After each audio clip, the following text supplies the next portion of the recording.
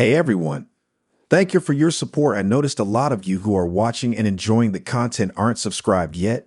If you love spine-chilling stories, creepy encounters, and unexplained mysteries, make sure to subscribe and turn on the notification bell. It really helps the channel grow and helps us keep bringing you more of the content you love. And be sure to comment down below where you are tuning in from. I honestly don't know what to make of it all. 1 minute, I'm swiping through profiles on Hinge like any other day, and the next, I'm spiraling into something that feels way bigger than me. It wasn't supposed to be like this. I mean, I've used dating apps before. I'd had some weird encounters, like the guy who sent me a photo of a chicken wing instead of a selfie, or the girl who invited me to an unconventional dinner date involving candles and tarot cards, which, no thanks. But this felt different. And I should have seen the signs earlier, but I didn't. Now I'm not sure what's real anymore. It started like any other evening. I was at home, sprawled out on my couch with a bag of chips, aimlessly scrolling through profiles. I'd just broken up with someone, a pretty bad relationship, actually. So I was looking for something casual. A distraction, a fun chat. Nothing serious. I wasn't expecting anything meaningful. And honestly, I wasn't really ready for anything meaningful either. Then I saw his profile. It stood out. Not in the, oh, he's so hot kind of way, but in the why do I feel like I already know this person way. His name was Josh. Simple. His pictures weren't anything special. Just a guy with a couple of shots at the beach and one of him laughing at a bar with friends. Normal. But there was something about the way he held himself. Something familiar. I swiped right. A few minutes later, I got a match. That's when I saw the first message pop up. But it wasn't some generic hey or what's up. It wasn't even how are you. It was just, I know everything about you. At first, I thought it was some weird joke, but the more I stared at it, the less funny it became. I mean, how could he know? I barely put anything personal in my profile. I mean, yeah, I had some basics, like my age, where I went to school, and the usual stuff. But I didn't post about my life. There was nothing to know. So I just sat there for a minute, staring at the message, debating if I should respond or just delete him. But curiosity got the better of me. I responded with the most neutral thing I could think of. What do you mean? He replied almost immediately. I know your childhood home. I know the scar on your knee from when you fell off your bike at 7. I know your secret fear of dogs and how you almost drowned when you were 9. I froze. How the hell could he know that? I mean, yeah, I had a scar on my knee from falling off my bike when I was a kid. It's barely noticeable now, but it's there. And yeah, I used to be terrified of dogs after a bad experience at a family friend's house when I was 8. The whole thing was so specific, so real, but I had never put that stuff online. I didn't even talk about it with friends anymore. My first instinct was to block him, to get out of this weird interaction before it escalated, but something about the way he worded that message made me hesitate. It was like he was offering me a challenge, like he knew something I didn't, and I had to figure it out. I didn't block him, I stayed. Instead, I asked the only question I could think of. How do you know all this? He responded with something that made my stomach churn. I'm not a stranger, actually. You've seen me before. You just don't realize it. That's when things started feeling really off. I didn't recognize his face. I'd never seen him in real life before. But the thing is, as he kept sending these messages, it started feeling like I should know him. Like he had this connection to me I couldn't quite place. And that feeling, it wouldn't go away. For the next couple of hours, I kept getting more messages, more details about my life, things I'd never shared with anyone. He mentioned my favorite ice cream flavor, which admittedly, I only tell people who really know me, the fact that I'd recently changed jobs, even the last book I'd read, which was something obscure and not really a popular choice. How? It wasn't like this stuff was public. Sure, my social media accounts had some of the basics, but not all of this. And I didn't even use them much anymore. So I did what anyone would do in this situation. I tried Googling his name. Nothing came up. I checked his profile again. I looked through his pictures. Nothing unusual. No red flags. But then I started noticing things I hadn't before. Little details in his pictures. A familiar spot in the background of one of his shots. It was a park near my childhood neighborhood, a place I'd walked through countless times when I was younger. It was hard to make out, but I was sure of it. That's where it was. I spent the next half hour scrolling through his profile, looking for any clue that could explain all this. But there wasn't anything. He seemed normal, just a guy with a normal job, normal friends, a normal life. Nothing weird, nothing out of place. Except for the way he seemed to know so much about me. I decided I needed to confront him, but not directly.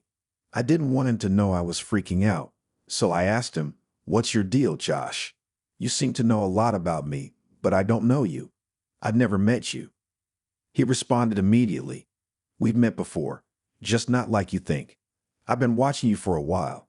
That's when I felt it, that knot in my stomach again. I wanted to block him, I really did, but my fingers hovered over the button, and I just couldn't. I don't know why. I kept reading his messages, my heart racing with every word. "I know when you moved away from your childhood home. I know you tried to get away from it all, the memories, the pain. But I'm not letting you forget." I didn't know what to make of that. It was true. I'd moved away from my hometown about a year ago. It wasn't a big deal, but I'd left behind a lot of things I'd rather forget. A family I don't talk to anymore, a small town that never felt like home. But that scar, the one he kept mentioning, I hadn't even thought about that scar in years. It was small, just a faded mark on my knee from when I fell off my bike. But somehow, it felt like he was seeing more than just that mark. Like he could see inside me, into parts of me I didn't even remember. A few days passed, and Josh kept messaging me. I'd check my phone and see messages from him, sometimes just a few words, sometimes long paragraphs. He talked about my past in ways that felt too personal. He mentioned my childhood friend, the one who had moved away when we were 10. How could he know about her? I hadn't heard from her in over a decade. I kept questioning everything. Had I mentioned her? Had I shared any of these details online? Was I just being paranoid? But the more I looked through my posts, the more I realized I didn't share any of this. I kept everything private, or so I thought. At one point, I got so freaked out that I went into my old social media accounts to delete whatever I could find. Maybe I had posted something without realizing it. Maybe I was just being careless. But even after deleting everything I could, Josh's messages kept coming. "I see you," he wrote one night. "I'm always watching." I knew I had to stop. I couldn't keep doing this. I had to get rid of him, block him, delete him, cut ties. So I did. I blocked his account, deleted everything I could from my social media. I thought that would be the end of it. It wasn't. A few weeks later, I was sitting in my living room when I got a notification. A new message. From Josh. I didn't even open it at first. I just sat there, staring at the notification, feeling my stomach turn. And then, before I could stop myself, I opened it. "I'm not done with you yet," it said. I dropped my phone. And that's when I realized, I don't think this will ever end. I'm not gonna lie, I was trying to get over a recent breakup, and the whole let's meet new people vibe wasn't really working for me. So when I saw his profile, I figured why not give it a shot. His name was Alex. He had a nice smile in his pictures, seemed pretty easygoing. In his bio, he wrote about how he loved road trips, sushi, and the occasional late-night Netflix binge. Honestly, it seemed like a standard profile, nothing crazy, but nothing that screamed red flags either. We started chatting, and the conversation felt fine. Nothing special at first, but hey, that's how most online convos go, right? He asked me about my favorite types of movies, and I told him I loved anything psychological or horror. He said he was into weird stuff, which sounded promising. Maybe a bit of a dark side. I did mine. Keeps things interesting. We decided to meet up after a few days of texting. I suggested a local cafe. Nothing fancy, just casual. I didn't need the pressure of a fancy dinner or anything. I just wanted to get to know the guy, see if there was any chemistry. And hey, at least it was a public place, so if things went south, I'd be out in a heartbeat. From the moment he sat down, though, I fell off. Alex was polite, but it was too polite, like almost forced. He kept glancing at me with this weird, unblinking stare. It wasn't a romantic look. It was more like he was trying to analyze every inch of me, like I was some kind of specimen.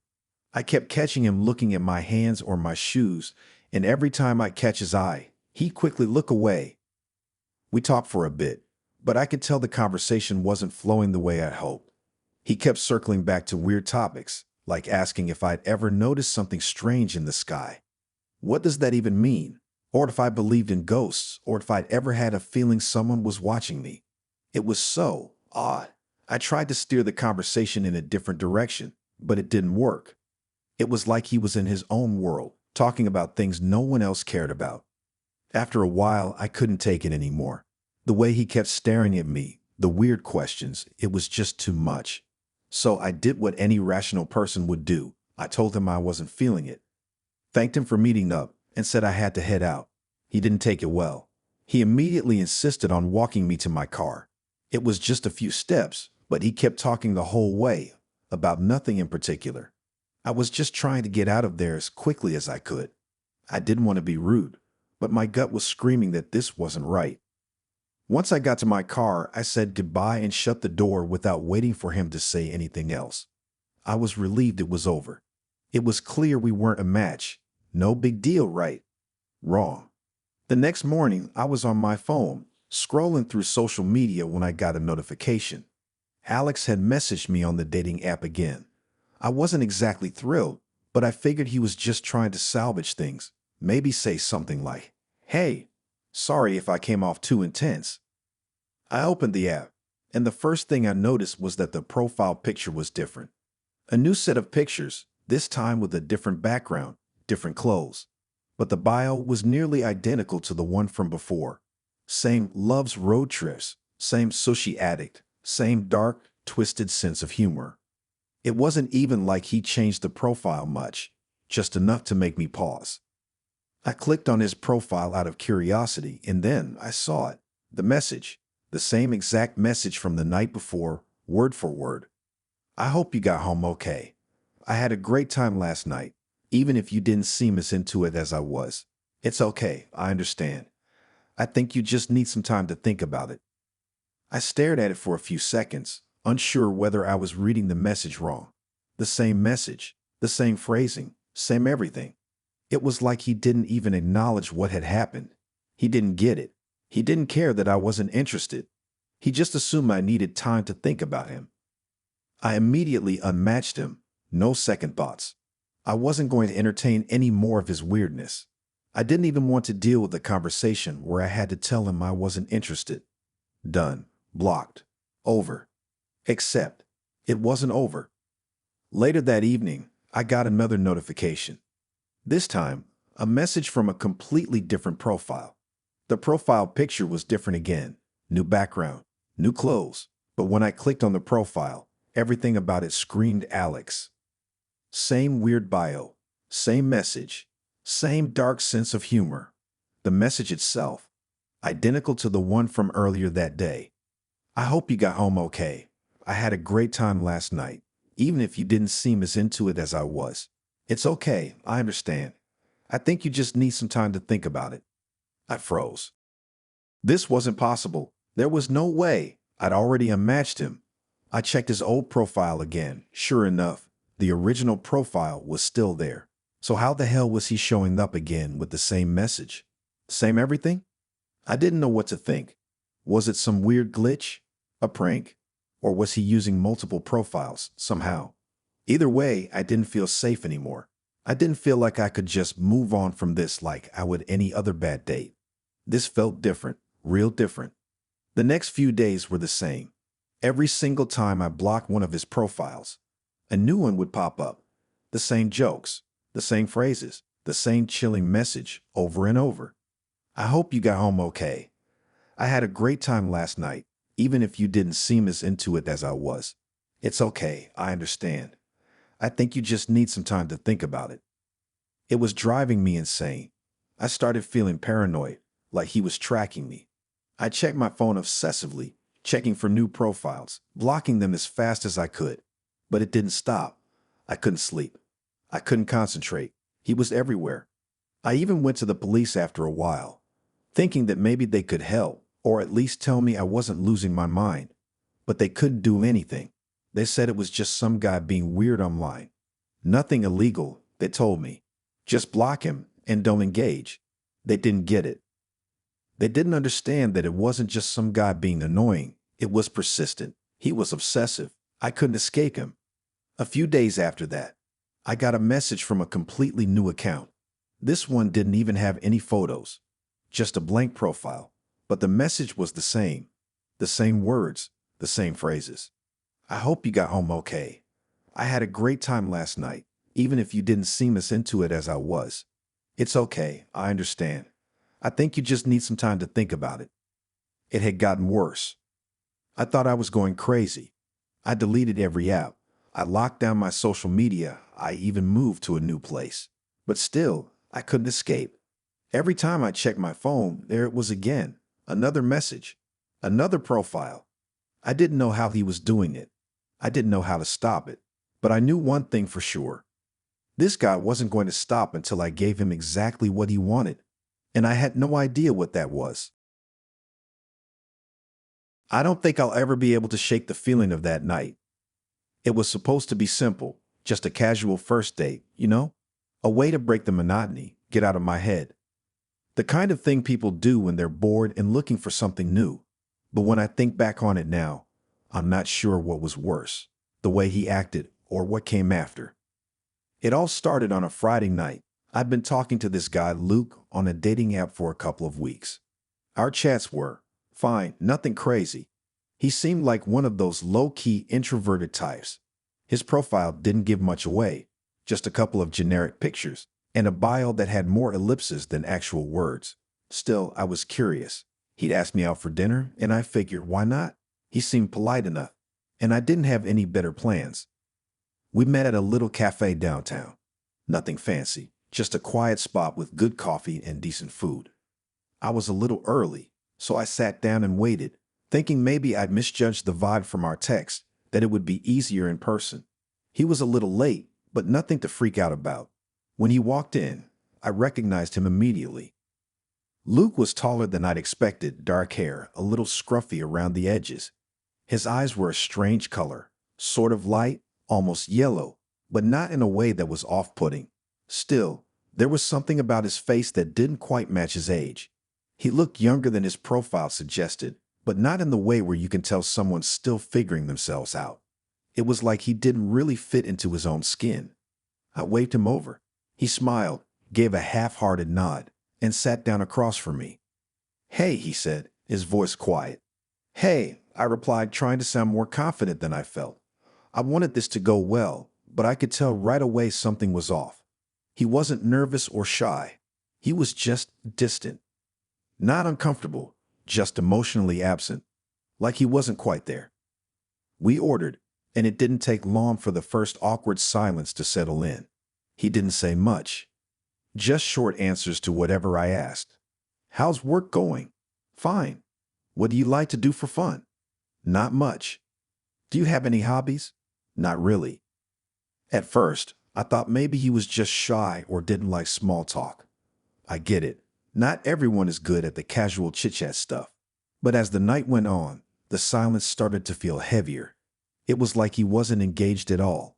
I'd ask him questions, and he'd give these vague, clipped answers. Not the usual polite replies you get when someone's being reserved. He didn't want to engage. He'd sit back, stare at his food, and barely make eye contact. I tried to salvage the conversation, throwing out some random topics, but it wasn't really working.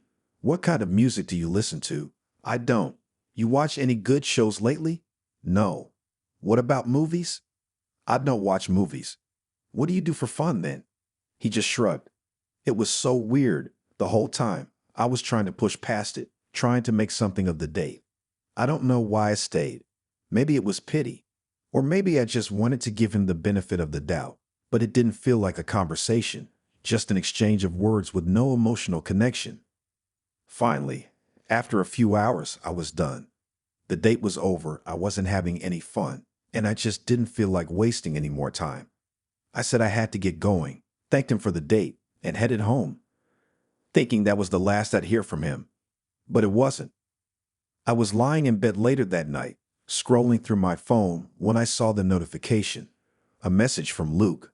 I had completely forgotten about him after the date. Honestly, I wasn't even sure I'd reply, but curiosity got the best of me, so I opened it. The message said, "I had a good time tonight. Sorry if I was a bit quiet. I guess I don't talk much." I stared at the message for a moment, confused.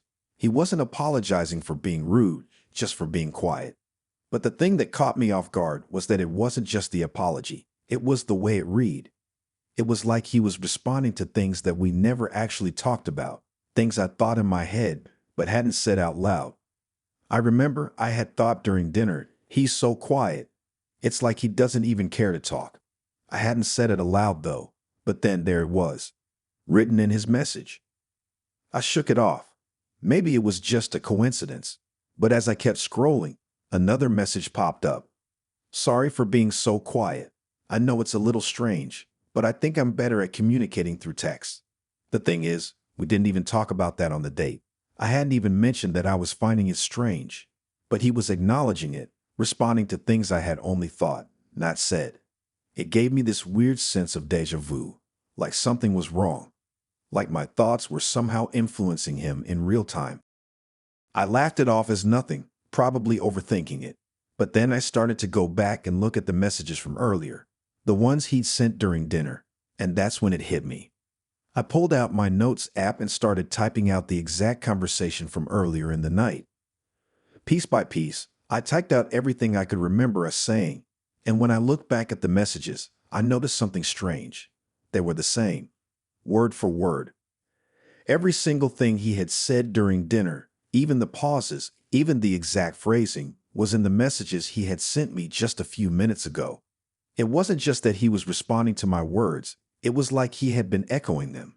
My thoughts, my words were somehow appearing in his messages, hours after the date. I didn't know what to think. This couldn't be a coincidence. There was no way. It was like he had been reading my mind, but not in the usual "I'm thinking the same thing" kind of way. It was like he had heard everything I hadn't said out loud, and I couldn't shake the feeling that this was only the beginning of something really twisted. I stared at the screen for what felt like forever, the weird realization creeping up my spine. How was this happening? I had no idea. All I knew was that the messages didn't stop. Hours later, I went to bed, thinking maybe I was just losing my mind, or maybe it was some weird glitch. But when I woke up the next morning, there were more messages from Luke. They were the same as last night, just more detailed. "I know I didn't say much last night, but I could tell you were frustrated. You didn't need to tell me that, though. I could see it in your face. The way you were looking at your phone, like you just wanted to leave. I didn't mind. I wasn't mad." I hadn't even thought about how I felt during dinner. But there it was, his message, perfectly describing my internal frustration. The irritation I hadn't spoken aloud, the way I felt trapped in the conversation, wanting to leave but feeling too awkward to. I don't know how long it went on. Days, maybe weeks? Every time I'd think something about our date, he'd send a message that echoed exactly what I was feeling, what I had only thought. There was no way he could know, and I started to panic. How was this even possible? I blocked him, deleted my account, deleted everything I could think of. But the messages kept coming. And the worst part? The worst part was that after everything I'd done to cut him off, after all the blocking and deleting, I started getting messages from someone new, a different name, different profile, same messages, the same words, same eerie knowledge. It was never over. Okay, so I guess I'm telling this story to finally get it off my chest. I kept it to myself for a while now, and honestly, I wish I could just forget about it. But the thing is, I can't. What happened wasn't normal. It wasn't some random glitch or coincidence. It was something else, something that still messes with my head. This whole thing started about 2 months ago, when I decided to give Hinge a try. Yeah, I know, everyone talks about it, and most people say it's a total waste of time. But I wasn't looking for anything serious, just a couple of conversations, maybe make a few new friends. It was just supposed to be fun. So when I came across Amanda's profile, I thought, why not? Her photos were cool, and her bio seemed chill. Not too much, not too little. Just a simple, looking to meet new people. Hit me up if you're cool. Yeah, she didn't say much, but it was enough to get me curious. We started chatting, and it was pretty normal at first. The usual back and forth. What's your favorite show? What kind of music are you into? Stuff like that. She was funny, sarcastic in a way I liked, and I couldn't help but be intrigued. There was this slight edge to her messages that I couldn't put my finger on. It wasn't like other people I talked to. She didn't ask a ton of personal questions, and for some reason, that made me want to know more. For the next couple of weeks, we talked pretty regularly. Her replies were quick and engaging, and somehow, we found more and more things in common. It wasn't like I was falling for her or anything, because, let's be real, it's easy to get carried away on dating apps. But I started to feel like we had some weird kind of connection. I mean, what's the harm in texting back and forth, right? It's just talking, and there was no rush to meet up in person. We were getting along fine, and that was enough. Then, one night, just out of nowhere, she suggested we hop on a call. At first, I hesitated. I don't know, something about it felt a little off. But then I figured, why not? We've been talking for weeks. It'll be cool. The call was set for the following night. I remember I was lying in bed, scrolling through some random stuff on my phone, and it was getting close to the time when she said she'd call. I started getting that weird mix of excitement and nervousness, like when you're waiting for someone to show up at the door for a date. But still, nothing felt wrong, just a little off. It wasn't like I was expecting anything strange to happen. After all, we'd been chatting for so long, it was about time we took things a step further, right? The moment I hit accept, though, it was like stepping into a different world. Her name popped up on my screen, and I heard the faintest sound of static. That crackling, fuzzy sound that comes when the connection isn't perfect.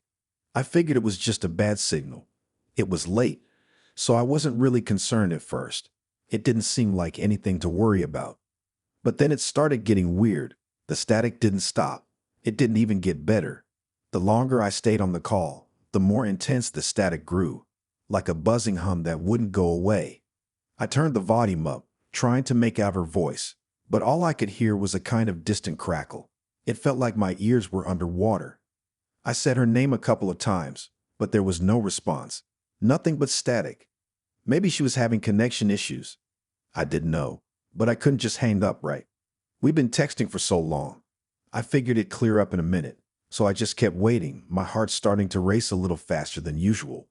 Maybe I was being impatient, I thought. But then something else started to happen. I heard a voice. At first, it was so faint, I thought it was just my imagination. Maybe it was part of the static, or maybe it was just me hoping I'd hear her voice again. But the more I focused on it, the more distinct it became. The voice was familiar, almost too familiar, and when I really listened closely, my blood ran cold. It was my voice. I'm not talking about some distorted version of me. I mean, it was my voice, but the way it was coming through the phone was just wrong. Like it wasn't me who was saying the words, but I was hearing them anyway.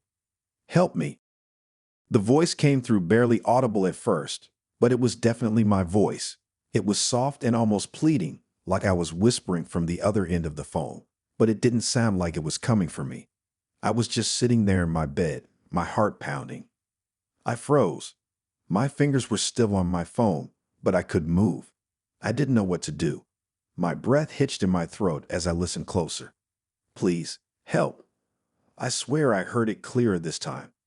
It was like the static was lifting, revealing this faint, desperate whisper of my own voice coming through. I wasn't saying anything. I hadn't said a word. That's when I freaked out. I should have hung up. I should have just ended the call and put my phone down, but I couldn't. I needed to know what was happening. I was trapped too. Not physically, but mentally. Something was going on, and I couldn't let it go. I pressed the phone tighter to my ear, almost expecting it to stop, for everything to go back to normal, but it didn't. The static was gone now. I could hear my voice more clearly. It was still pleading, still whispering through the phone, but the words weren't making any sense. Help me. I'm here. Trapped. Please. It sounded like I was in pain, like I was asking for help from somewhere far away. somewhere I couldn't reach. I wanted to scream. My head was spinning. I wasn't sure what I was supposed to do. My first instinct was to hang up, to disconnect from whatever the hell was going on. But I couldn't. I was too scared, too paralyzed. I sat there, listening to my own voice crying for help, and I couldn't move. It went on for what felt like forever. My voice trapped in the static, calling out over and over again. And then it stopped, suddenly, completely. The phone went silent. I pulled the phone away from my ear and stared at it. My hands were shaking. My entire body was trembling. I didn't know if I should call her again, if I should reach out to anyone, but I felt this sickening dread, like something was wrong, like I had just experienced something I shouldn't have. I couldn't even process it. I was so disoriented. I didn't know what was real anymore. Was it a glitch? Was it some weird prank? I looked at the screen again. No missed calls, no messages, just blank. Eventually, I ended up turning off my phone. I didn't want to hear anything else. I needed time to think. The next day, I went back on Hinge just to check. I didn't expect much, but I figured I'd see if she'd left me a message or anything. Nothing. Her profile was gone. Completely disappeared. Like it had never existed. I checked again the following week. Same thing. Gone. It's been a few months now. I haven't gotten any strange calls or heard my voice again, but I can't shake the feeling that something is still wrong. I don't know what it was or how it happened, but I can't forget it. The worst part? I've started to hear that static. Sometimes when I'm just sitting there, my phone will buzz with no messages, and I'll hear it. That faint, distorted noise. Just enough to make my skin crawl. Like there's something on the other end. Something I don't want to hear. Something I shouldn't hear. It hasn't gone away, and I don't know if it ever will. This is something I've never shared with anyone. It's been eating at me for weeks, and I can't stop thinking about it. Honestly, I'm not sure what I'm even supposed to make of it, but the more I try to shake it off, the weirder it gets. I guess I'll just tell you what happened, and maybe you'll get it, or maybe you'll think I'm losing it. Either way, I need to get it out. It all started a couple of months ago when I decided to give Hinge another shot. At this point, I had been on and off dating apps for a while, but I wasn't expecting anything serious. Just some casual chats, maybe meet a few people. I wasn't even looking for a connection at first, just someone to talk to. And then, out of nowhere, I matched with someone named Sophie. Her profile was different from the usual. She had this weird vibe, one of those profiles where you can't really tell if they're being sarcastic or if they're genuine. But there was something intriguing about it. She seemed artsy and kind of mysterious. She didn't overdo it with the selfies, just a couple of natural shots, a few quotes, and an odd mix of interests. Random books, obscure music, and some off-the-beaten-path movies. We started talking, and I'll be honest, she seemed cool at first. It was all normal stuff at first. We joked about random things, talked about our favorite books, what we'd do if we had a free weekend, and just basic stuff like that. Nothing felt out of the ordinary. But then, a few days into chatting, Sophie asked me a question that seemed kind of strange. She said, "So are you more of a stay-in person, or would you rather go out?" I thought about it for a second and told her, I'm definitely a stay-in person. I like to relax at home, cook, read, watch movies, the whole deal. She replied with something that made me pause. That's cool. I like that too. Maybe we should hang out at my place sometime soon. It's really cozy. We could have a movie night or something. I didn't think much of it at the time. Honestly, I was kind of relieved. After a couple of weird dates with people from the app, the idea of a quiet night in sounded good.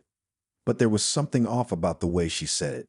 Like she wasn't just inviting me over casually. It felt almost rehearsed. But whatever. I was curious. So I agreed. We set up a date, and she gave me her address. I didn't think twice about it. The day of the date rolls around, and I show up at her place. I won't lie. When I pulled up to the house, I felt a little weird. The neighborhood seemed familiar, but I couldn't place it at first. It looked like a nice suburban area. Nothing special, just average houses with neat lawns. I didn't think much of it, though. I parked and walked up to the door.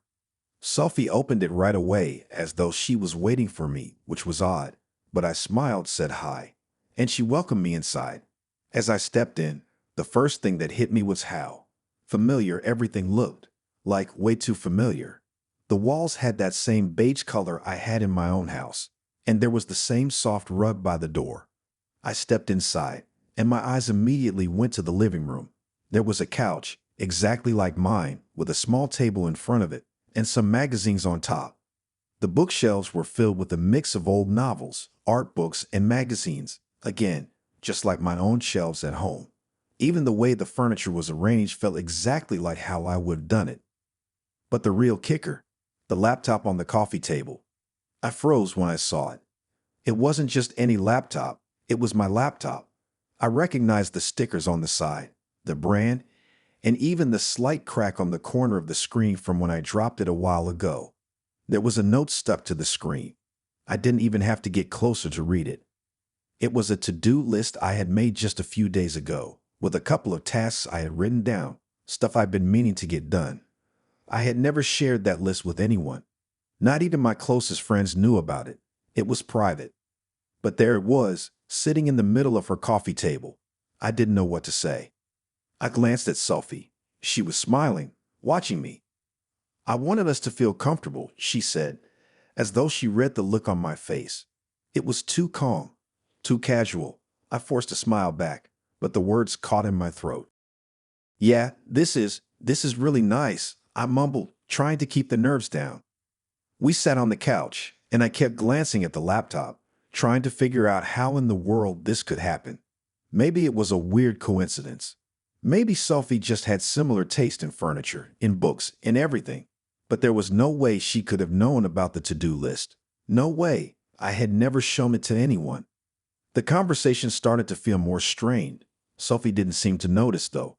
She was totally at ease, asking me questions about my work, my hobbies, and just random stuff like that. But I kept zoning out, my mind racing. I couldn't stop thinking about how everything in the house felt like I had stepped into a mirror version of my own life. The bookshelf, same books, same arrangement. The lamp on the end table, same one I bought last year. And the kitchen, the same brand of coffee cups, the same exact layout. I started to feel like I was losing my mind. I thought maybe I was just being paranoid, but there was no way I was imagining all of this. Even the scent of the place was similar to mine, that weird mix of fresh linen and vanilla candles that I always used. At one point, Sophie asked if I wanted something to drink, so I followed her into the kitchen. As she opened the cabinet to grab a glass, I saw it again. Another piece of my life right in front of me. The exact same brand of coffee I had at home. The exact one. It was too much. "Do you, have any different coffee?" I asked, suddenly feeling a little off. My voice didn't sound right. She turned, flashing me a smile. "I thought you liked that kind." I blinked, unsure of what to say. I had never told her that. I had never mentioned it. She didn't know what I drank.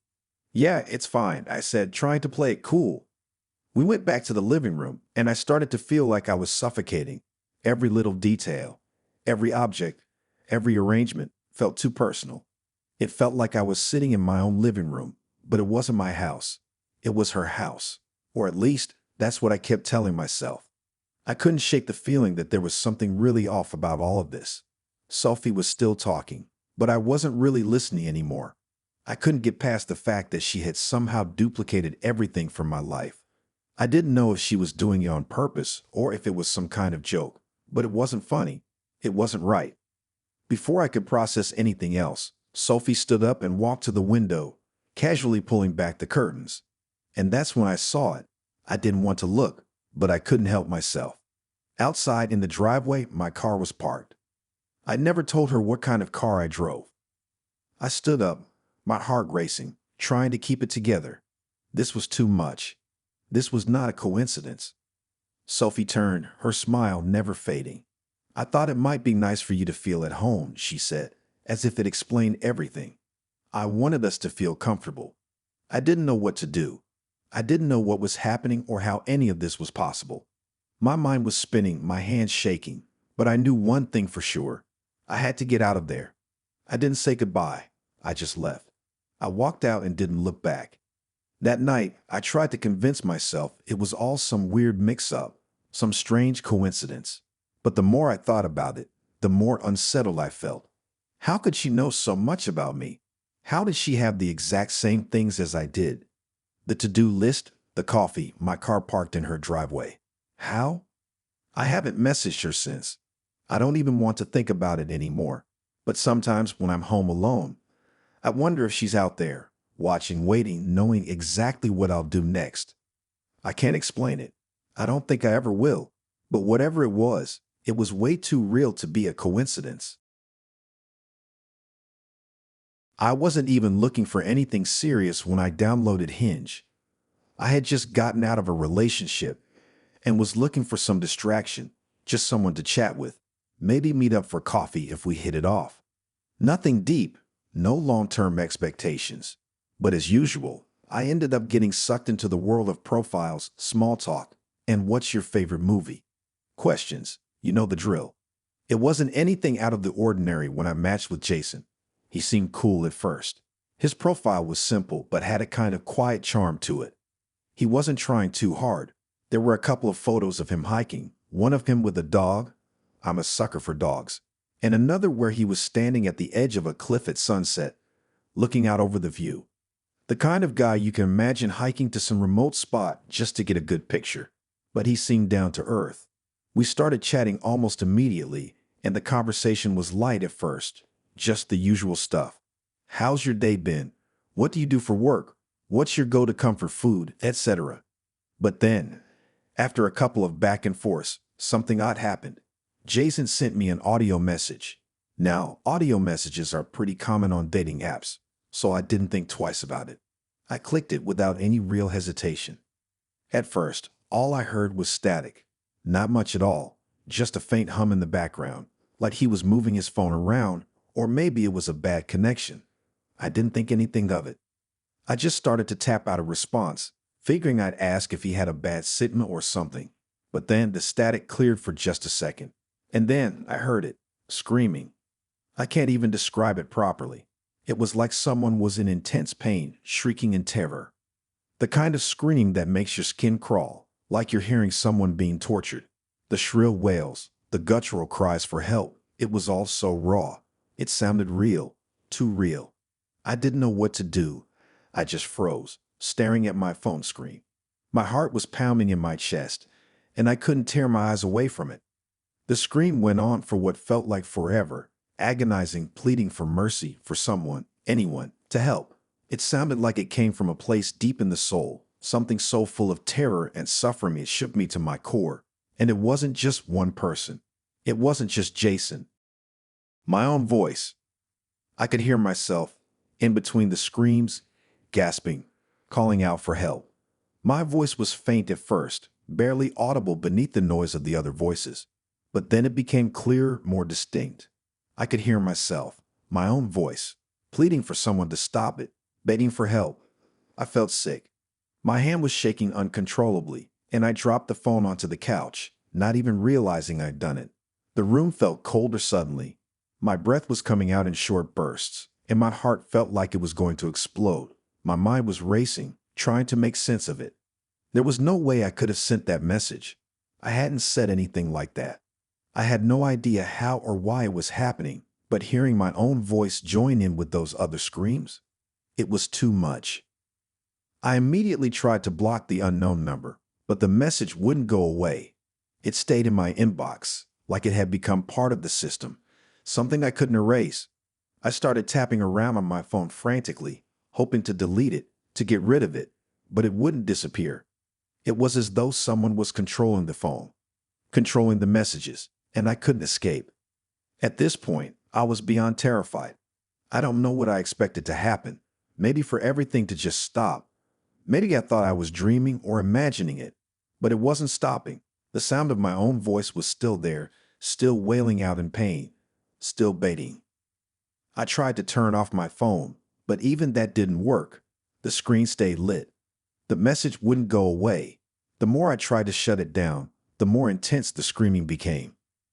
I'm not sure how long I stayed like that, but after what felt like hours, the message finally disappeared, and everything went silent. I couldn't bring myself to check again. I was too scared. I felt like something was watching me, like the screen was staring back at me, waiting for me to do something, anything. Eventually, I calmed down enough to shut off my phone completely, and I went to bed, but I couldn't sleep. Every time I closed my eyes, all I could hear was those screams, my voice, begging for help over and over again. The next morning, I checked my phone again.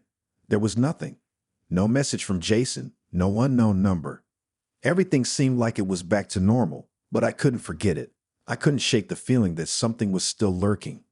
I haven't heard from Jason again, but I don't know if I'll ever feel safe using dating apps. I don't know if it was a prank, a glitch, or something else entirely. But whatever it was way too real. And the worst part, every so often when my phone buzzes with a new notification, I can't help but wonder if the screams are coming back. I've never been the type to believe in fate or destiny or anything like that.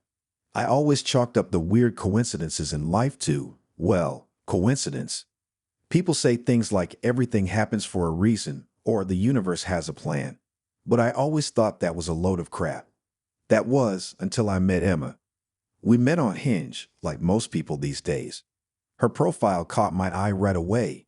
She had this calm, collected vibe, and she was into all the stuff I liked: indie music, hiking, books I could never finish.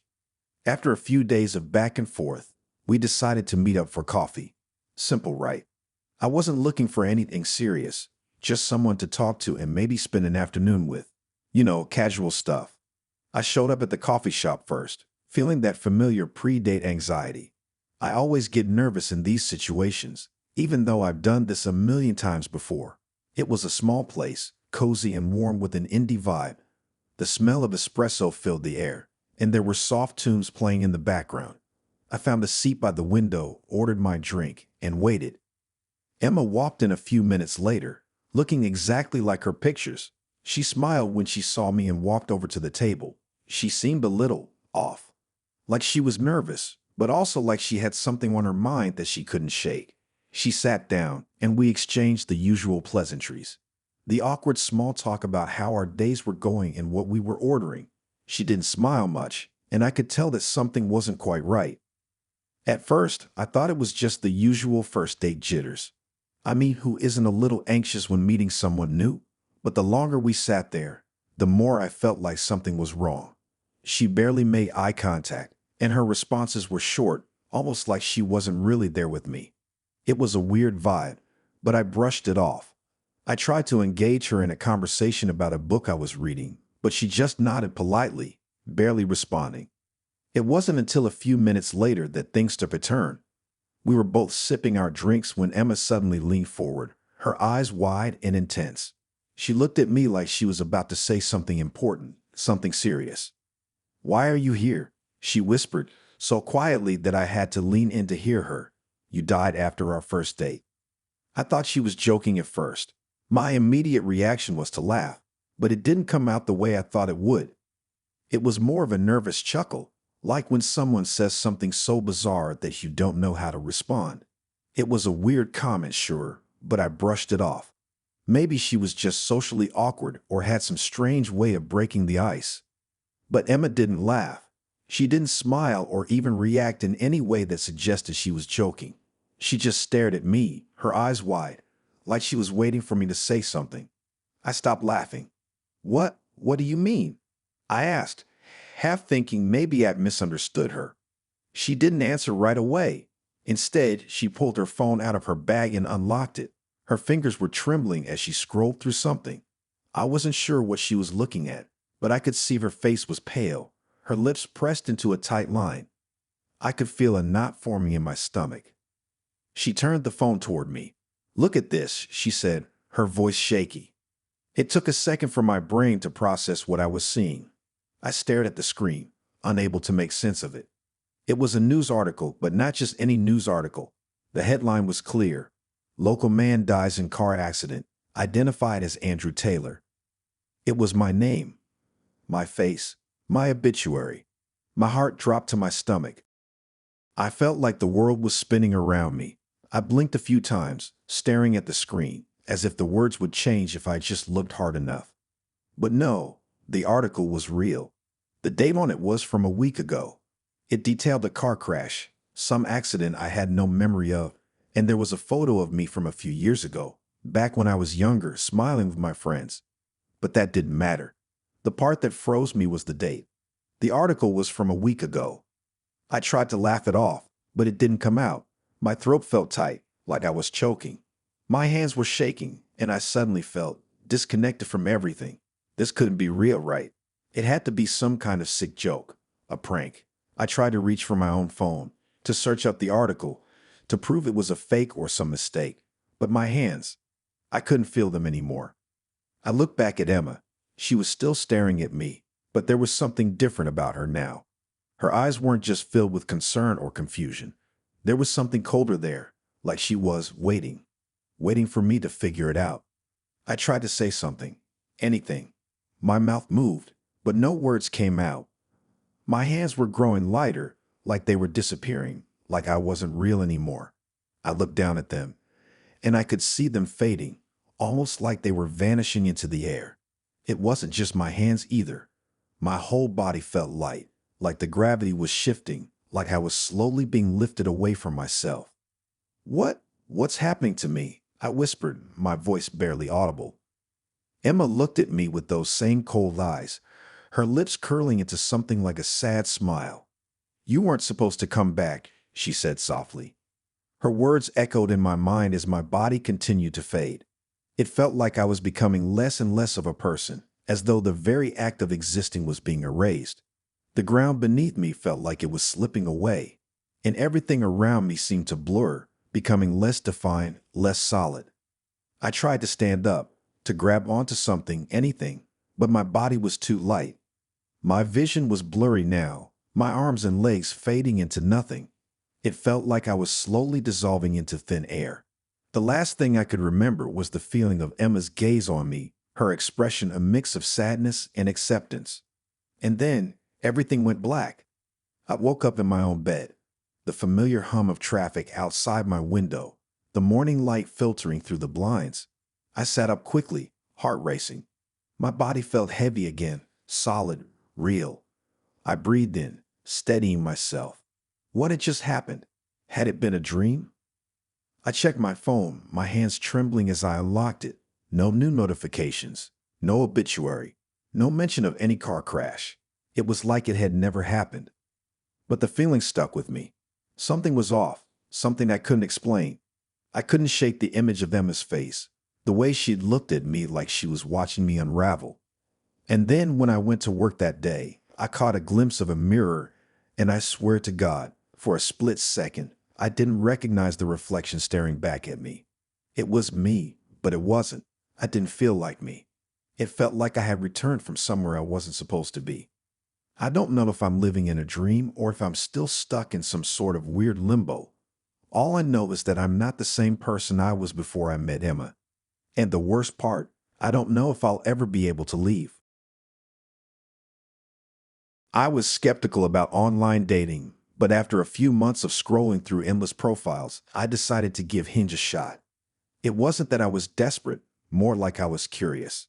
I wasn't expecting anything serious, just some casual chats and maybe a coffee or two. So when I matched with someone named Alex, I didn't think much of it. At first, the messages were typical. Where do you work? What's your favorite show? Simple stuff. Alex was friendly, easy to talk to. Nothing stood out at first, but as we talked more, I started to get this weird feeling that maybe there was more to Alex than just another profile in the sea of matches. It started innocently enough. One day, we were chatting about lunch, and out of nowhere, Alex asked, "Did you have a turkey sandwich today?" I didn't respond right away because I was taken aback.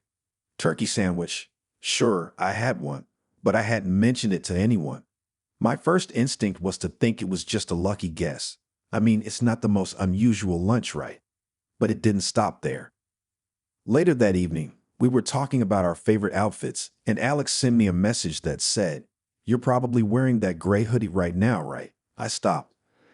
I was sitting on my couch in my living room, wearing that exact gray hoodie. There was no way Alex could know that. I had posted a picture of me in that hoodie weeks ago, but I had never mentioned it. It was starting to freak me out a little, but I brushed it off. Maybe Alex had seen my Instagram or something.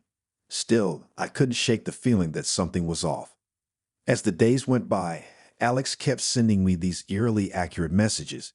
Did you just get off a Zoom call? You're drinking a cup of coffee right now, aren't you? It was getting to the point where I had no idea how they knew these things, but I didn't ask questions. It felt like a weird coincidence at first, but deep down, I knew it wasn't. Alex was predicting my life in real time. Then came the message that really unsettled me. It was a regular Thursday night. I was about to wind down, probably watch a movie or scroll through Netflix. And that's when I saw the message from Alex. Don't go to work tomorrow. At first, I thought it was a joke. Maybe they were just being playful, or it was some weird kind of flirtation. But something in the back of my mind told me it wasn't. I stared at the message for a few minutes, trying to figure out if it was a coincidence. But deep down I knew. I couldn't explain it, but I just knew that Alex wasn't messing around. Still, I didn't take it seriously. I figured it was just one of those weird moments where someone gets lucky with a guess. So like most people would, I ignored it. The next morning, I got up like usual, took a shower, grabbed a quick breakfast, and headed out the door. It was a Wednesday, and I had a full day of work ahead. I worked at a small firm in the city, a standard office job. Nothing special, nothing out of the ordinary, the usual routine. I didn't think about Alex's message again until I arrived at work. I walked through the lobby, checked in with the security guard, and went to the elevator. As I pressed the button for my floor, I could hear a commotion behind me. A loud rumbling sound echoed through the building, like something was shifting or falling. The ground beneath me jolted, and the lights flickered. Before I could even register what was happening, the building shook violently. I stumbled, trying to find my balance. The ceiling above me cracked, and debris started to rain down. People were screaming. Panic spread like wildfire. The elevator doors slid shut, and the lights went out completely. I was in the middle of a collapse. Everything went dark, and the next thing I knew, I was on the floor, covered in dust and debris. I couldn't breathe at first. My lungs felt crushed. The panic was overwhelming. I could hear people shouting, but it was all a blur. The whole building seemed to have collapsed in on itself, and I felt trapped, like the walls were closing in. Somehow, I managed to find my way out of the rubble. It felt like hours, but I finally made it outside, into the fresh air, where the reality of what had just happened hit me like a ton of bricks. The building was gone, just gone, crumpled into a heap of twisted metal and concrete. I spent the rest of the day in a daze, unable to process what had just happened. People were everywhere, talking about the collapse, calling family members, trying to figure out what to do next. Emergency services were swarming the site, but I couldn't get my mind to focus.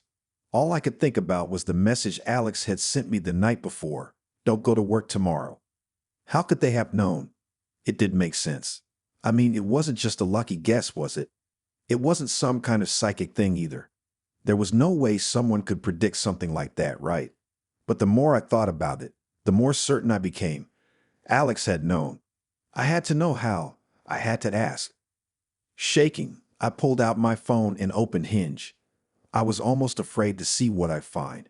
I searched for Alex's profile, but it was gone. No messages, no profile picture, nothing. It was like they had vanished, just like that.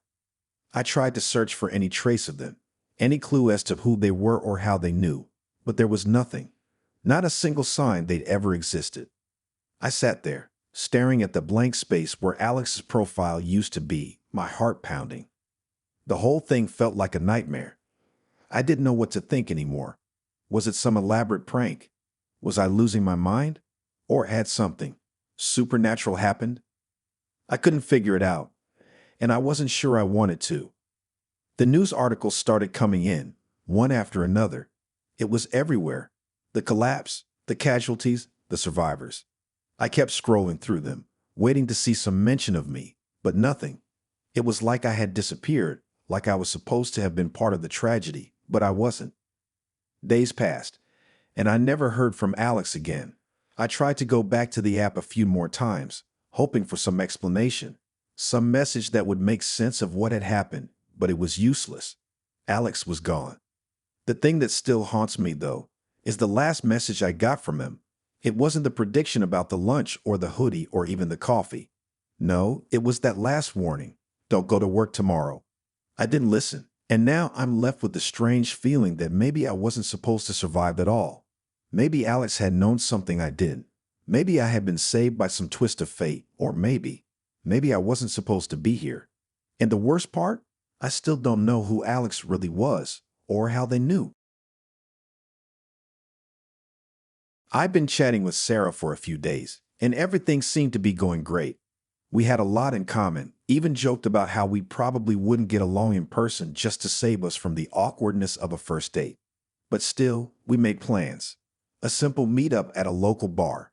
Nothing fancy, just a couple of drinks, some conversation, maybe see where things went.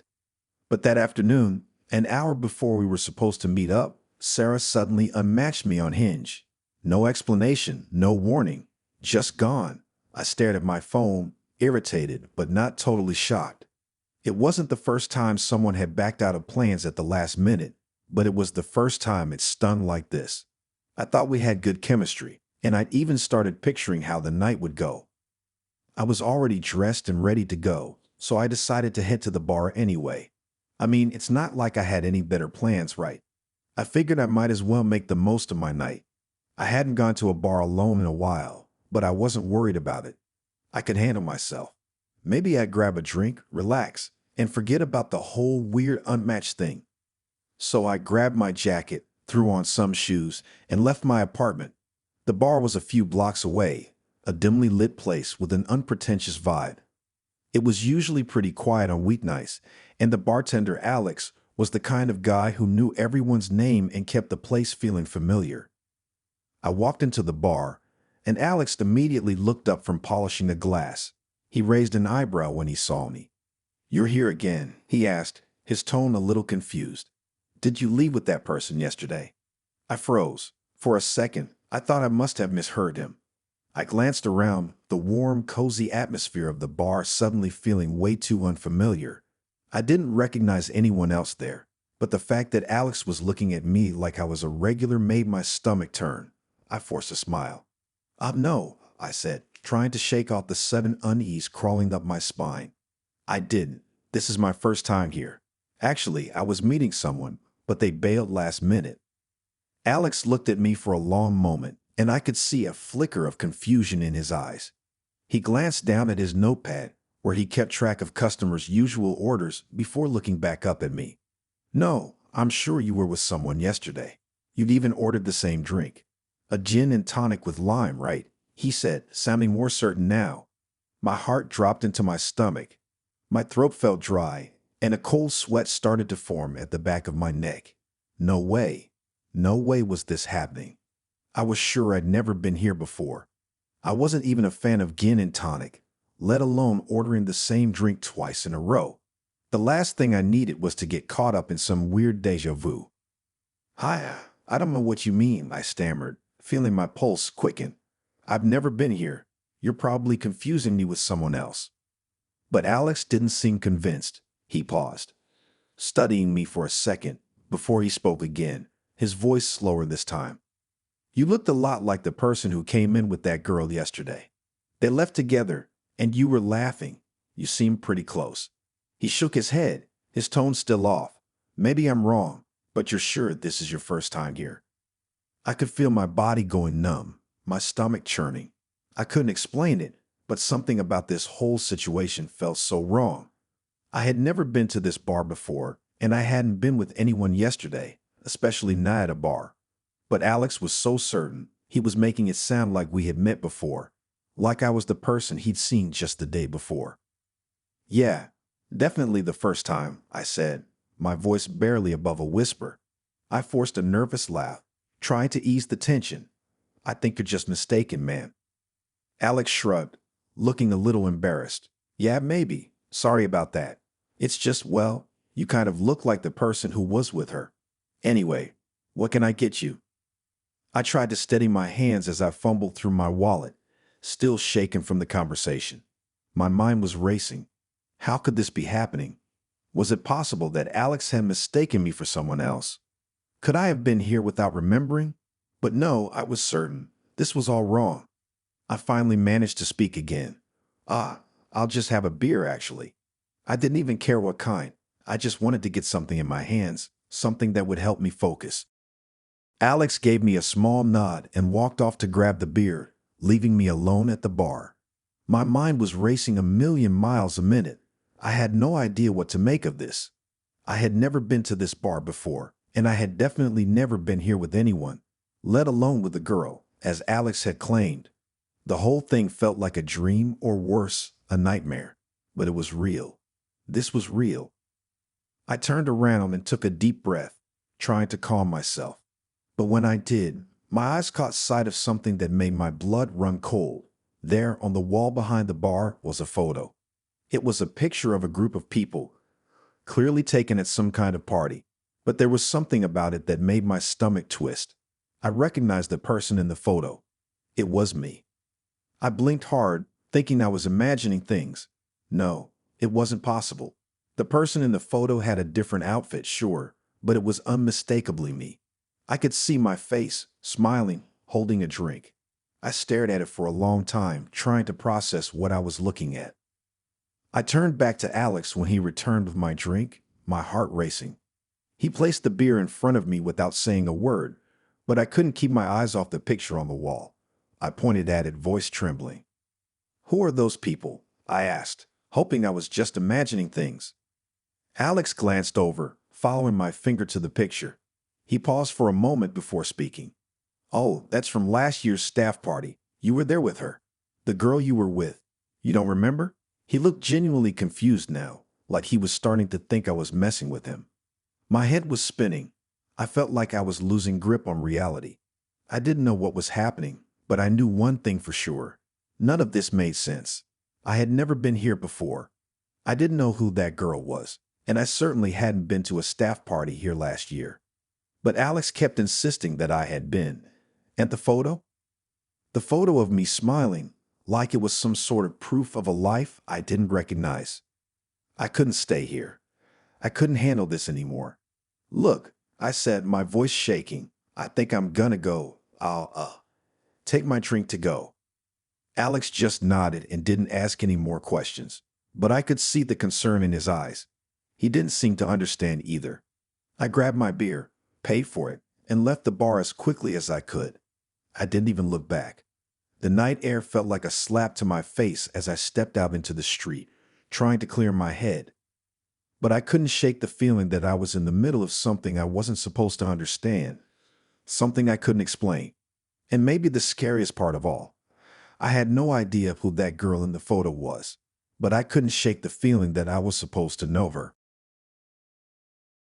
It's funny how quickly you can get used to the idea of online dating. I mean, you start off skeptical, scrolling through profiles, not expecting much. But after a while, you get used to it. The routine, the messages, the small talk, the endless swiping. I got in a match with a girl named Mia on Hinge. She seemed nice enough, cute, witty. We had a lot of the same interests. We set up a date for a quiet little restaurant, just the two of us. Nothing fancy, but I was looking forward to it. It had been a while since I'd gone on a date, and Maya seemed cool. She had this energy in her messages that I liked. I got there a little early, like I always do, and grabbed a table near the window. The place was quiet, dim lights, cozy booths, and the soft hum of background music. It was a good vibe. I liked it. Maya hadn't arrived yet, but I wasn't worried. I'd read a million times that girls usually show up late. Plus, it gave me time to settle in. I texted her, asking if she was close, and she responded almost immediately, saying she'd be there in 5 minutes. Just as I was putting my phone down, the door opened and I saw her. At least I thought it was her. She had the same brown hair, same smile in the photos we'd exchanged. She waved at me and I waved back, a little relieved that she looked just like her pictures. She was dressed in a cute, casual outfit, jeans and a sweater. Nothing too fancy, but enough to give off that I care, but I'm not trying too hard vibe. I stood up as she approached, ready to greet her. "Hey, Mia. Nice toe." Before I could finish my sentence, The door opened again, and that's when I froze. Another Maya stepped into the restaurant, exactly the same as the first one. Same brown hair, same sweater, same jeans. The only difference was the slight shift in her posture. Her smile was wider, somehow more unsettling. She looked around the restaurant and spotted me, then started walking toward our table without hesitation. I turned back to the first Mia, my mind racing. Was this some kind of weird joke? A prank? Maybe Maya had a twin sister or something, and they were both playing some kind of game with me. But no, they didn't look like sisters. They looked like the same person. The first Mia, the one who had walked in first, looked pale. Like the color had drained from her face in an instant. She stood up a little shakily, her hand hovering over the table. "You shouldn't have come," she muttered, her voice barely above a whisper. I was too stunned to respond.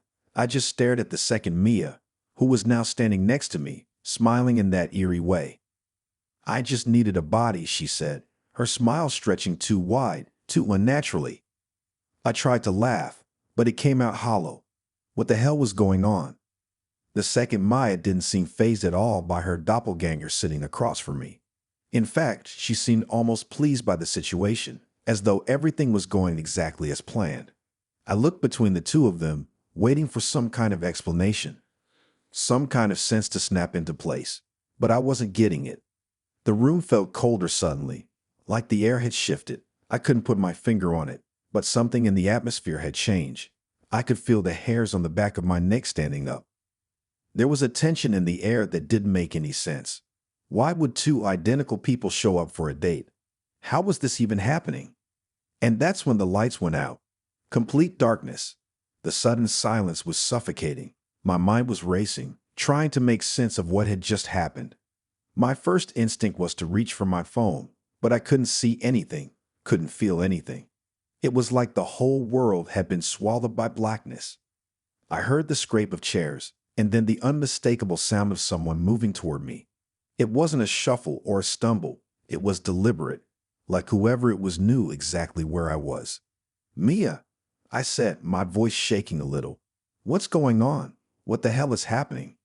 A voice came from the darkness, but it wasn't the first Mia. It was the second one, the one with the wider smile. "Don't worry," she said, her voice still unnervingly calm. "I just needed a body, and now I have one." I swallowed hard, a sense of dread washing over me. I couldn't make sense of her words. What did she mean by a body? Was this some sort of sick game? Or was she talking about something else entirely? Something far worse? Suddenly, I felt hands on my shoulders. Not the gentle touch of someone trying to reassure me, but a cold, firm grip. My breath caught in my throat. I couldn't move, couldn't speak. I was paralyzed by fear. "Don't fight it," the second Maya whispered, her breath too close to my ear. I could feel her smile, the warmth of it pressing against my skin, like it was physically there. "You're already part of this. You're already mine." I wanted to scream, to run, to do anything, but the pressure on my shoulders, the darkness, the strangeness of everything, it kept me frozen in place. And then the lights flickered back on. I blinked rapidly, my eyes adjusting to the sudden brightness. The first Mia, who had been sitting across from me, was gone. The second Mia, the one with the unnerving smile, was standing there, still smiling at me. But she was different now. Her smile wasn't just wide, it was stretched impossibly wide, like her face had been rearranged. Her eyes weren't the same either.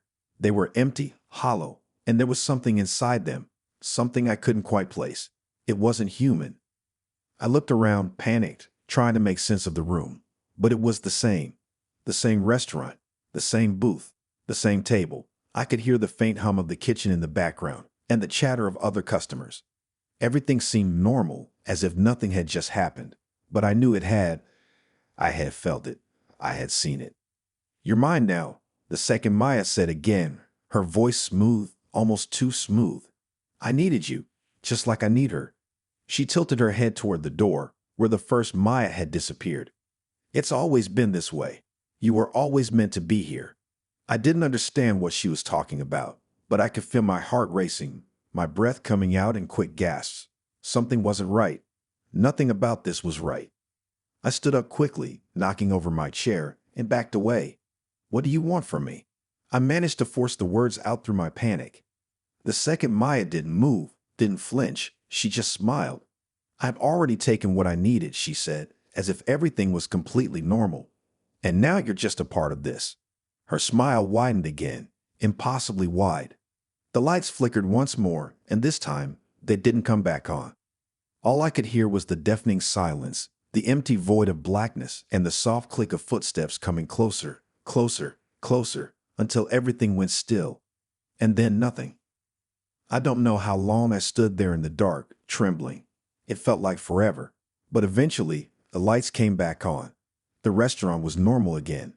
Everything was normal except for me. I wasn't sure what had happened. Was I still in the same place? Was I still the same person? Had I ever really been on a date in the first place? I don't know. I don't know if I'll ever find out. But I'll never forget the smile that stretched just a little too wide. I wasn't expecting much when I matched with Eddie on Hinge. Sure, he had a cute smile and an interesting bio, but it was the usual back and forth, the kind of conversation where you ask all the standard questions, trying to make small talk, trying to figure out if there's anything worth investing in. But for some reason, something about Eddie intrigued me. He was quiet, a little mysterious, but in a way that felt real, not the fake kind of mystery that's just a front. We chatted for a few weeks before I finally asked if he wanted to meet up. Eddie hesitated at first, saying he was shy and wasn't really comfortable with video calls. That made sense, right? Everyone's got their quirks. I figured it'd be fine. We could just meet in person like regular people do. I suggested a nice little cafe downtown for the first date, something casual, low pressure. He agreed, but kept dodging the whole let's video chat first thing. It wasn't a huge deal. It wasn't like I had to see his face on a screen to know he was real. We could just talk when we met, no biggie. The day finally came. I was nervous, probably more nervous than I should have been, but I was excited too. I dressed casually, nothing too fancy, just trying to look comfortable but put together. I got to the cafe early, grabbed a table, and waited. I was really hoping Eddie would show up. Then, right on time, I saw him walk in. At first, I didn't recognize him. It wasn't like I had been picturing a certain face in my head, but I hadn't expected him to look like that. He was tall, had dark hair, and wore a simple jacket and jeans, just like he said he would. But there was something about his face. It wasn't that he was unattractive, far from it, but it was like his features didn't quite match. He looked flawless, like someone who had spent hours getting ready to look perfect in a photo, but the result felt a little too rehearsed. "Hey, you must be Eddie," I said, standing up to greet him with a friendly smile. He smiled back, but it was stiff, too stiff, almost as if it were forced. "Yeah, that's me," he said, his voice soft, polite, but with an odd edge to it, like he was holding something back. "I'm sorry, I look different in person, huh?" I laughed, trying to brush off the weird feeling crawling up my spine. No, you look great. I'm just glad you showed up. I wasn't sure you would." He looked at me with that same forced smile. "I don't usually go out much," he said, sitting down across from me. "This is kind of a big deal for me, so thanks for understanding." I nodded. "No problem. I'm happy to be here. So what's been keeping you busy lately?" We fell into the usual awkward first date conversation. We talked about work, hobbies, some of the typical small talk that's supposed to fill the air before anything real can happen. But there was something off about Eddie. His movements were stiff, like he wasn't used to being in his own body. The way he ate, the way he spoke, it all felt rehearsed, too perfect, too smooth. I couldn't shake the feeling that something was wrong. I kept glancing at his face, trying to figure out what was bothering me. It was like his skin was too smooth, his jawline too angular. His smile never faltered, but it also never seemed completely genuine. Like he was holding something back, like he was too afraid to let go of the mask he was wearing. Halfway through dinner, I noticed something strange. The way he tilted his head slightly when he spoke, the way his lips parted when he smiled, it seemed off. And that's when I saw it, a small, barely noticeable seam along the bottom of his jawline. I froze, my stomach turning. My mind was racing, trying to make sense of what I was seeing. It wasn't like the scene was huge, but it was there, faint but visible, like the line of a mask barely holding together. I stared at it for a moment, unable to tear my eyes away. And then, instinctively, I reached out. I don't know why I did it. Maybe it was because I couldn't believe what I was seeing. Maybe it was just curiosity. But I reached out with my hand slowly, as if to touch the scene, to see if it was real. Before I could even make contact, Eddie's hand shot out and grabbed my wrist, his fingers tightening around my skin with an unexpected force. It was like he had been waiting for me to do that, like he knew exactly what I was about to do. "Don't," Eddie said, his voice colder now, something harsh in it that I hadn't heard before. "You don't want to see what's underneath." I pulled back instinctively, my heart pounding in my chest. The words echoed in my mind, and I felt a chill run through me. My wrist throbbed where he had grabbed me, but it wasn't the pain that scared me. It was the way he had said it, so calm, but so threatening at the same time, like he had rehearsed it, like it was something he'd said before. I tried to steady my breath, forcing a laugh to cover the fear creeping up on me. "Okay, sorry, I wasn't thinking. It's just that I don't know. I thought I saw something on your face. My bad." Eddie didn't let go of my wrist. His grip tightened for a second, then relaxed, but he didn't let go. He just looked at me, his expression hard to read. "It's okay," he said, but there was an edge to his voice now, a warning. "Just don't make me explain it. It's better if you don't know." I didn't know what to say. My mouth went dry, and I was suddenly acutely aware of the tiny voices in my head screaming at me to get up, leave, run.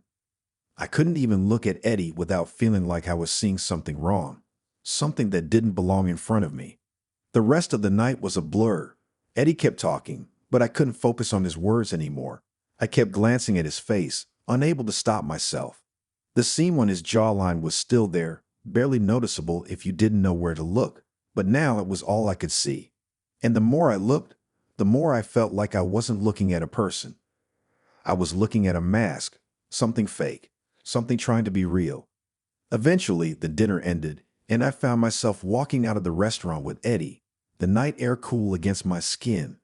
I felt like I was in a daze, unsure of what to do, unsure of how to get out of this nightmare. We walked in silence, and when we reached the parking lot, Eddie finally let go of my wrist. I tried to offer a weak smile, but he didn't return it. Instead, he just stared at me with that same blank smile. "Thanks for the date," Eddie said, his voice now softer, almost like he was trying to reassure me. "I'll see you soon." I nodded, but I couldn't speak. I was too scared. I was too shaken. All I wanted to do was get away from him. I got into my car, slammed the door behind me, and started the engine. I couldn't stop shaking, couldn't stop thinking about the mask, about what Eddie had said. "You don't want to see what's underneath." I didn't look back as I drove away. I couldn't. Something told me that if I did, I wouldn't be able to unsee whatever was hidden underneath his skin. And as I drove, I realized that I would never, ever be able to forget that strange, cold warning. Because deep down, I knew Eddie hadn't just been talking about his mask. He had been talking about something far worse. It wasn't like I was particularly excited about another date, but the messages felt different with them. There was something almost magnetic in the way they texted, brief, mysterious, but enough to keep me intrigued. After a few weeks of chatting, Jamie invited me over for dinner. Simple enough. They gave me the address to their apartment and even mentioned they'd be cooking, which seemed like a nice touch. Normally, I'd be cautious about someone I barely knew asking me to their place, but there was something about Jamie that felt trustworthy. Maybe it was the way they kept the conversation flowing without trying too hard. It felt natural, comfortable. When I arrived at the address, I was immediately struck by how quiet the building was. There wasn't a sound in the hallway, and the lights above flickered just slightly. The apartment door was slightly ajar. I paused for a second, my mind going over the details. Why would Jamie leave the door open? I pushed it open and stepped inside. It was a small, unassuming apartment. The kind that had just enough charm to feel like home, but not enough to feel extravagant. I expected to hear music or maybe the sound of Jamie bustling around in the kitchen. Instead, there was nothing. No sound, no smell of food. The table was set for two, like Jamie promised. A couple of candles were lit in the center, and the silverware was polished, sparkling. It looked almost perfect, too perfect. But the room was completely empty. The walls were bare, with no decorations or artwork. The floor was covered in a thick layer of dust, making it seem like nobody had lived there in months. I hesitated, stepping further into the apartment. I checked my phone to make sure I had the right address. I did. I reread Jamie's messages, which had been warm and reassuring. Dinner at my place, 7 p.m. sharp. I'm excited to finally meet you. Nothing seemed off in the text. My pulse quickened as the silence grew louder. I looked around. The kitchen was empty, not a single pot or pan in sight. The living room, where I assumed we'd hang out before eating, was devoid of furniture. There wasn't a couch, a chair, or even a rug, just bare hardwood floors that creaked underfoot. I thought about calling Jamie to ask what was going on, but I didn't want to seem rude or impatient. Maybe this was some weird decor choice, or maybe they were in the bathroom or getting ready, but still, this didn't feel right. And then my phone buzzed. "Come inside, I'm waiting." The message came through in Jamie's usual tone, brief, but casual. I felt a chill run down my spine. They were already inside, apparently, waiting for me, but I was inside and I didn't hear a thing. I looked at the message for a few seconds, letting the strange feeling grow in my chest. I turned around to look more closely at the door, half expecting to see Jamie standing behind it. But no one was there. The hallway was empty. I hesitated for a moment, feeling foolish. I tried to call Jamie, but the phone buzzed again before I could even tap the screen. "I'm waiting in the other room. Come to me." I felt sick. My stomach twisted, and I fought to steady my breath. Why hadn't I left yet? Every instinct in my body was screaming at me to run, but I couldn't shake off the odd curiosity. What the hell was going on? Was this some weird joke, a prank, or something worse?